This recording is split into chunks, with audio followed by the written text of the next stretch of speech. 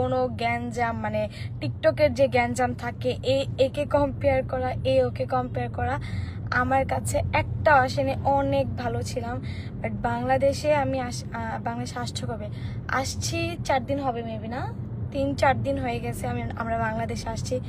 আসার পর ভুলবশত টিকটকে কিছু কম্পেয়ার টাইপের ভিডিও দেখে মন চেয়েছে আবার দেশের বাইরে চলে যাই। অ্যান্ড আমরা আবারও দেশের বাইরে চলে যাচ্ছি, যার কারণে আমি আমার বাচ্চাগুলোকে চেক আপ করাতে নিয়ে আসছি। থাকবো না রে ভাই, তোমরা যা মানে কিছু কিছু পাবলিক যা করে, একে নিয়ে কম্পেয়ার।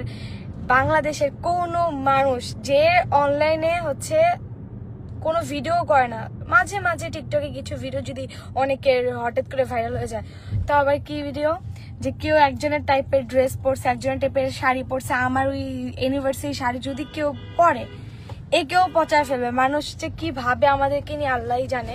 তারা তো ভাবে যে ধর এই মেয়ের জন্য পুরো টিকটক প্ল্যাটফর্মেই হচ্ছে কিছু করা যায় না, এমন ভাবে। তো আমি বারবার বলে দিচ্ছি ভাই, কাউকে অ্যাটলিস্ট আমার জন্য কারোর সাথে মারামারি লড়ালড়ি গ্যাঞ্জাম করার কোনো প্রয়োজন নেই। অনেক আমার ওয়েল উইশার্স আছে যারা হচ্ছে আমাকে অনেক বেশি পছন্দ করে, যার কারণে আমাকে নিয়ে কোনো কম্পেয়ার ভিডিও করলে বা কেউ যদি আমার মতো সুন্দরভাবে কোনো শাড়ি বা কোনো কিছু পরে, তাকে অনেকগুলো একগাদা কথা শোনায় দেয়, কমেন্ট করে। বাট এতটুকু বোঝে না যে তাদের মাইন্ডে কতটা খারাপ লাগতে পারে, তাদের মনের ভিতরে আমাকে নিয়ে কত মানে খারাপ খারাপ কিছু তৈরি হইতে পারে, এটা কেউ জানে না।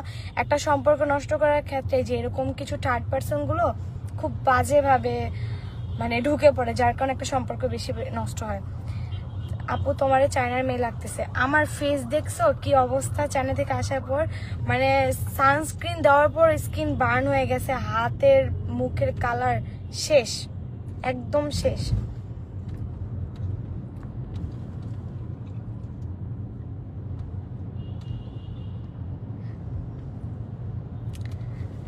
সুরাইয়া মিম, আপু তোমার কমেন্টটা আমি পড়ছি না, বাট তোমাকে আমি রিপ্লাইটা করি। আমাকে আলহামদুলিল্লাহ আল্লাহ অনেক কিছু দিচ্ছে।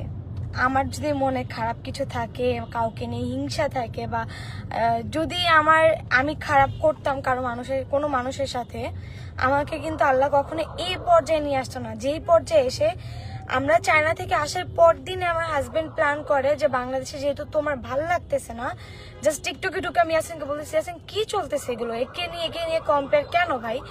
ইয়াসিন বলে আমি এক্ষুনি টিকিট কাটবো। দেন 2 দিন আগে আমাদের হচ্ছে টিকিট কাটা হয় আমার নেক্সট ট্রিপের। আমি এত ভালো থাকতে পারতাম না যদি আমার মনে শয়তানি থাকতো, আমার মনে কাউকে নিয়ে হিংসা থাকতো, বা আমি কারোর সাথে খারাপ করে আসি। আমার অবশ্যই আল্লাহ আমাকে